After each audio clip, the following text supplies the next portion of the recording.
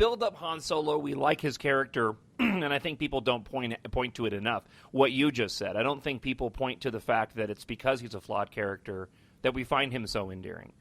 We may not be able to relate to the smuggler, but we can certainly relate to the individual who is flawed, because we're all flawed. And I think that's the sort of, master stroke's a bit too grandiose, but this was what was so clever in the storytelling for J.J. Abrams and Lawrence Kasdan, and why Disney was so smart to get rid of the expanded universe. Because in the expanded universe, and I was never much of an EU fan. I didn't really ever get into it. I didn't read much of the EU. I was always sort of a straight-up canon fan of Star Wars. But in the EU, there was very much the three of them and a Han and Leia that together became a power couple, sort of a Washington, D.C. power couple in the universe. And you and I both know that's not what happens in real life. What happens in real life, despite the dark side and the light side and Siths and Knights of Ren, what happens in real life is what happened to them. There was no way in the real world Princess Leia and Han Solo ever had a relationship that was going to be successful. They were two completely different, mismatched individuals that worked great for the original trilogy, but you flash forward 30 years later and you look at what happened to them and look at what happened with their kid, and you go, of course that's what would have happened. That's exactly what would have happened. She went to go doing what she did best, and he went to do what he did best after they had a problem with their son. That makes all the sense in the world. That happens to too many families.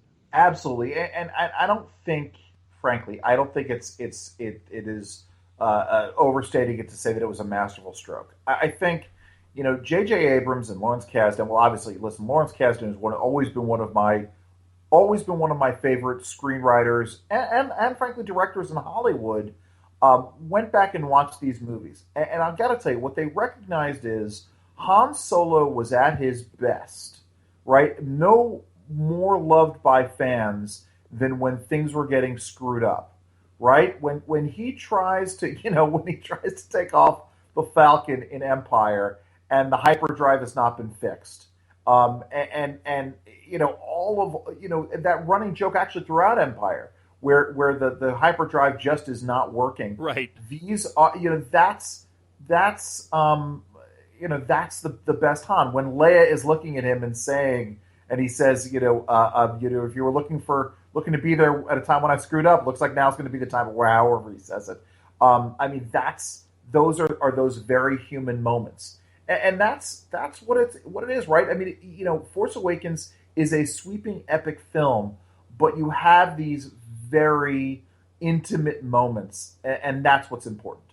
All right, here's what we'll do. We'll take a break here in a moment. I want to kind of establish where we're going to head on the podcast. It's funny because when Andrew Langer is on my radio show, often, I'll always ask kind of can you hang out for another break? Because I'm really bad at asking my guests before they come on if they can hang on for 2 segments. So I've already established with him that we're going to go a little bit longer than the podcast normally goes. But let's go here. I'm going to go back to the beginning and to the success of the movie, and then we'll zero in on a couple different things, because I definitely want to talk about Rey, and I certainly want to get into Kylo. Before we get to that, though, this movie by design, and J.J. Abrams has come out and said this in interviews, which I thought was really interesting. Not a few, only a couple of them I've seen, and it hasn't been one of these lines that has really received a lot of attention, and I believe that it should. But he said in interviews that they made a very conscious decision at the very beginning of this creative process for this movie, that they had to go backwards to go forwards. He said that, and as a matter of fact, if you look in the art for The Force Awakens, and I covered this on my review show, there is actually a series of panels for the opening scene of the movie that was supposed to exactly mirror A New Hope. You were going to have a planet looking like Tatooine with the Star Destroyer coming overhead, and with a ship that looked a lot like the Tantive 4 or 5. Tantive 4? 5? The Tantive 4. I think it's 4.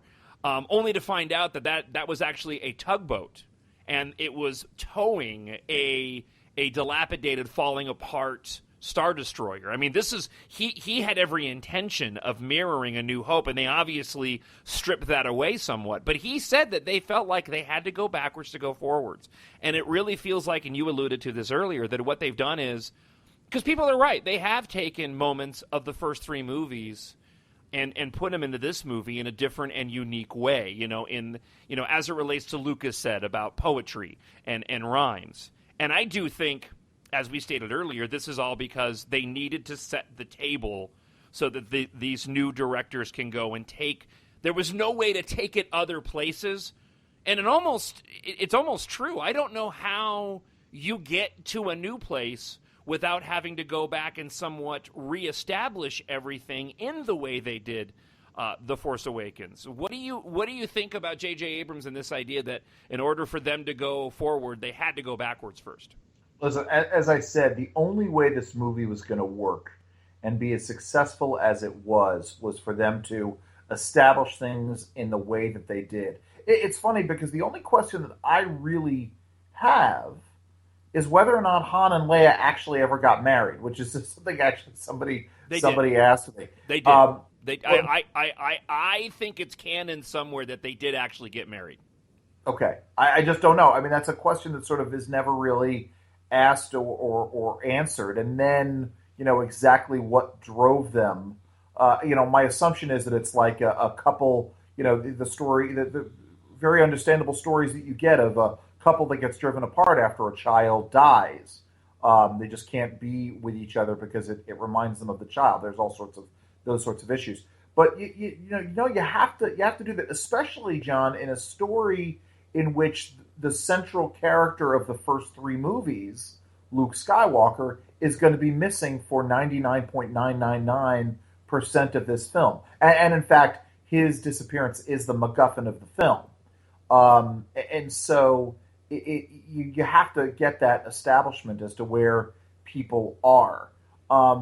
No, I have no criticism of going back and doing it. Plus, remember, that was really, listen, and this is my sort of understanding to George Lucas here.